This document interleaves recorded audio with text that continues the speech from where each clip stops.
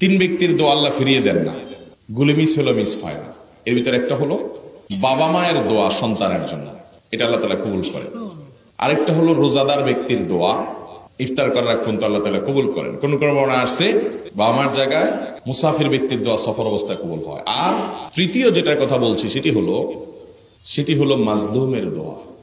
জুলুমের শিকার মানুষগুলো কিছু বলতে পারে না, হয়তো দুর্বল, এটা রিকশাওয়ালা দিছেন, এটা ধমক দিছেন, এটা থাপ্পড়, টাকাই দিলেন না, আপনার পাওয়ার আছে, বেচারা কিছু বলে নাই, ফেল করে তাকায় রয়েছে, মনে করছেন এখানেই শেষ, সব জমা হয়ে গেছে।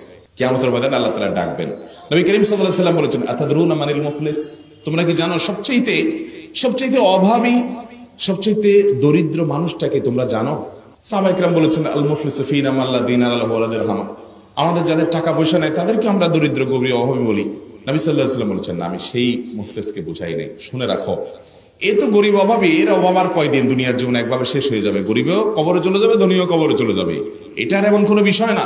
মনে রাখো, আসল মুফলিস এবং অভাবী, হত দরিদ্র আর ভিখারি হবে ওই লোকগুলো যারা দুনিয়াতে অনেক নামাজ কালাম করছে, অনেক রোজা রাখছে, অনেক হজ করছে, অনেক উমরা করছে, অনেক দান সাদাকা করছে, অনেক তিলাওয়াত করছে, অনেক ওয়াজ শুনছে, অনেক খুতবা শুনছে, অনেক মাহফিল করছে, অনেক মাদ্রাসা করছে, সব করছে, আমলের পাহাড় নিয়ে আল্লাহর কাছে হাজির হয়েছে, মুছে তেল দিতে দিতে গেছে যে আমার জান্নাত আর ঠেকায় কি, এত ভালো কাজ করে আসছে। সে দেখবে কিয়ামতের ময়দানে শত শত মানুষ তারে ঘিরে ফেলছে।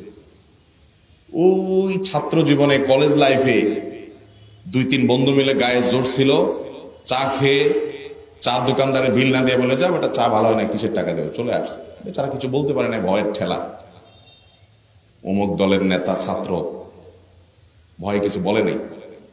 রিকশাওয়ালা বেচারা চুনন থেকে নুন খসলে হয়তো একটু অসতর্ক হয়ে চালাইছে, হয়তো সে একটু পড়ে গেছে বা কিছু হয়েছে, টাকা তো দেয় না, উল্টা 2টা ঘুষি দিয়ে চলে আসছে, গালি দিয়ে চলে আসছে। যার যত অধিকার নষ্ট করছে ওই লোক, শেষ বসে এসে আমল আখলাক করে অনেক নেকামল নিয়ে গেছে, সব পাওনাদার হাজির হয়ে বলবে, আল্লাহ, এই লোক আমলে পাহাড় নিয়ে আসছে, আমাদের কিছু মামলা আছে তার ব্যাপারে। আল্লাহ শুনবেন, শুনানি করবেন, বলো, আল্লাহ আমাকে অমুক দিন সেটা গালি দিছিল, আমার কিছু বলার ছিল না, আল্লাহ আমার ধাক্কা দিছিল, কিছু বলার ছিল না।